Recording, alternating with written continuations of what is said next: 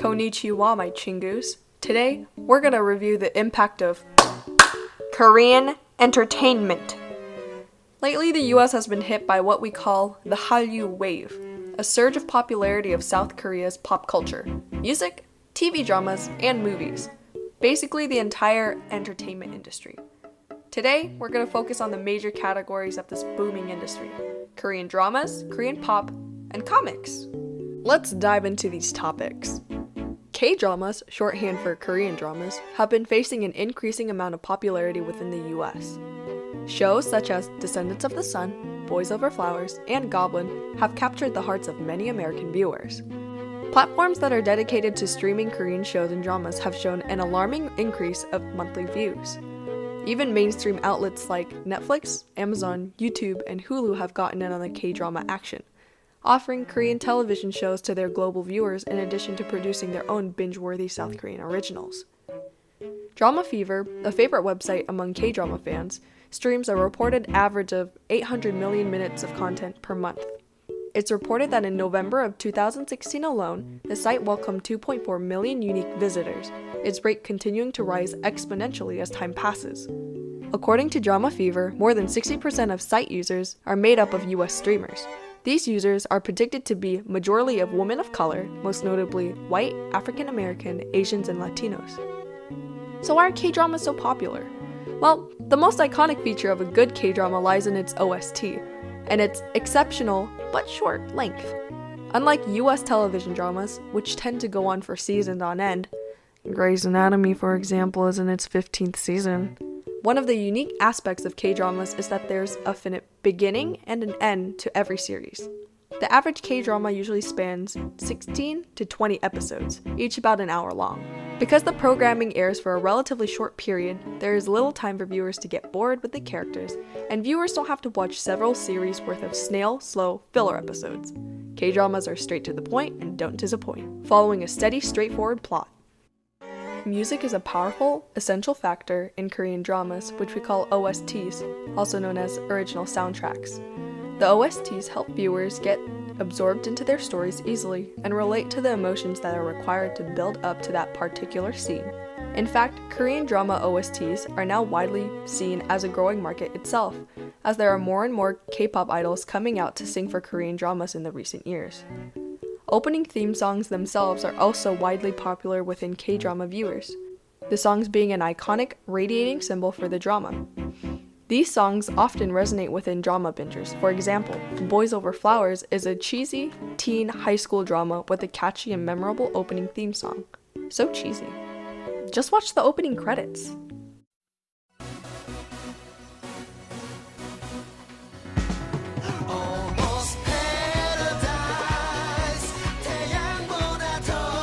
Look, it's set up like a high schooler's glittery scrapbook. OSTs often portray the essence of the K-drama it's in, representing it through auditory factors meant to invoke emotion within its viewers. Another iconic OST is from Descendants of the Sun. My Everything is sung by Gummy, a Korean singer. You are my everything. 별처럼 쏟아지는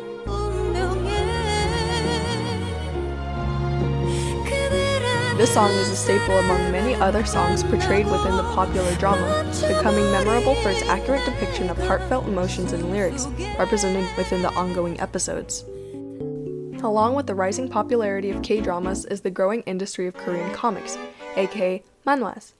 Similar to its Japanese predecessor, manga, manhwa is a type of visual novel being popularized by platforms such as webtoons and legend. Manhwas are almost entirely in digital format due to the growing rate of cell signal availability and online connection globally, which means that majority of all manhwa are in color.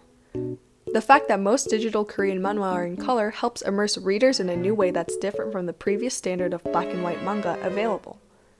The availability of manhwa is also much easier for people to access, replacing comic books with online visual novels that are quick and easy to read, encouraging its use and likability within the US.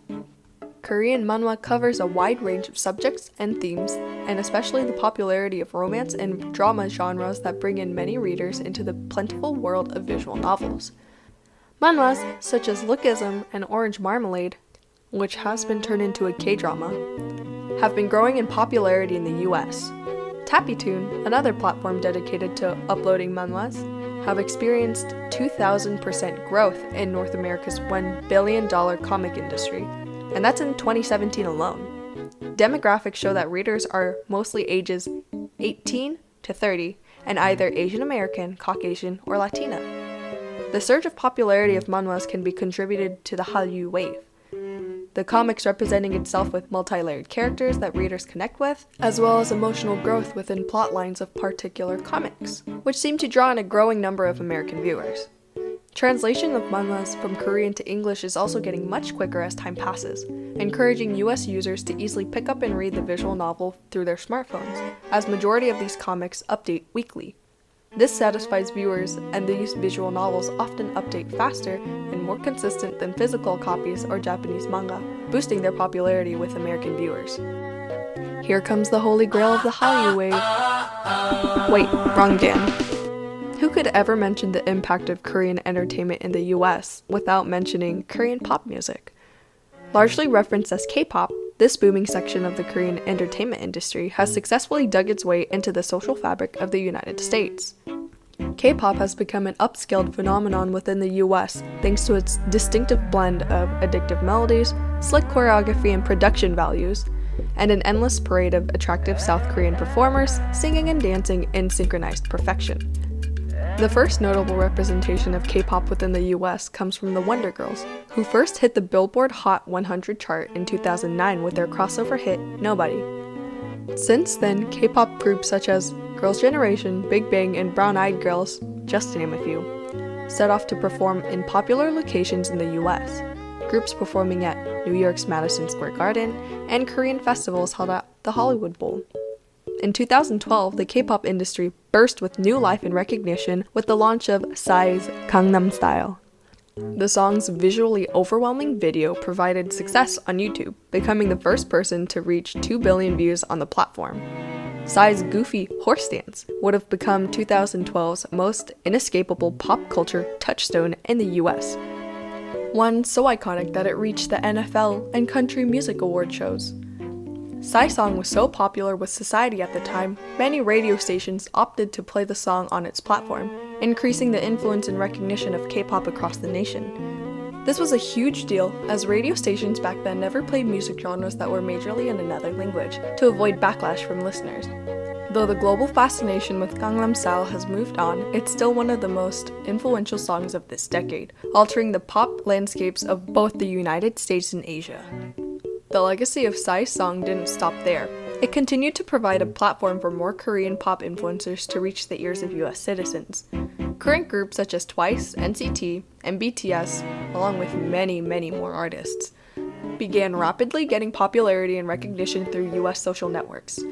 The most iconic surge of K-pop representation lies with BTS. Well, BTS had to be mentioned at some point. Am I right? Or am I right?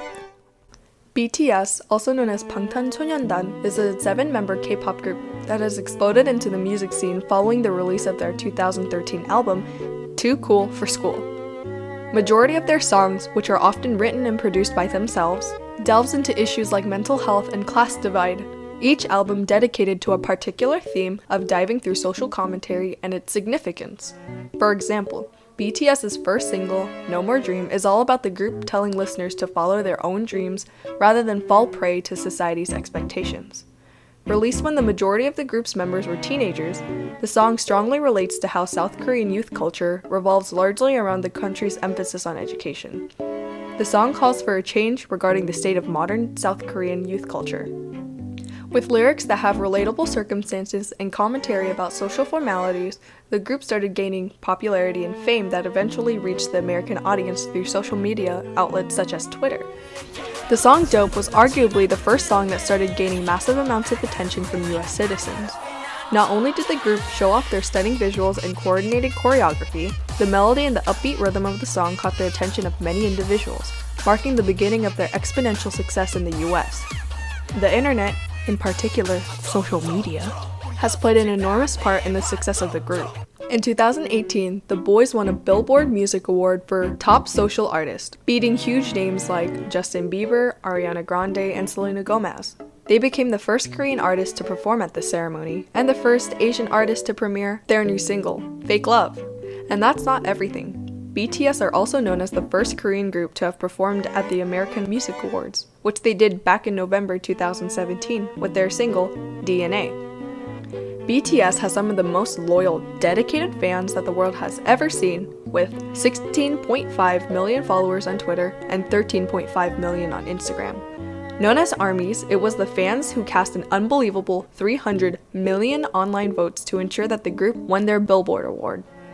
And in autumn 2017, they watched the video for DNA 50 million times on YouTube in just 1 month.